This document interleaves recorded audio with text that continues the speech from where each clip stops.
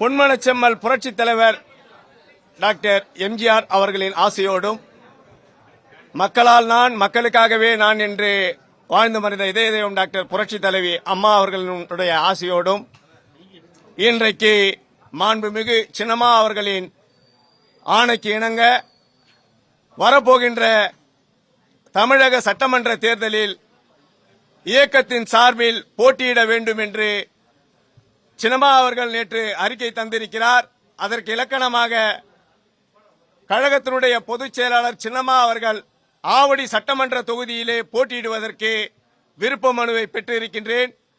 அதேபோன்று பூவுருந்தமல்லி சட்டமன்ற தொகுதியிலே போட்டியிட நானும் விருப்ப மனு பெற்றிருக்கின்றேன்.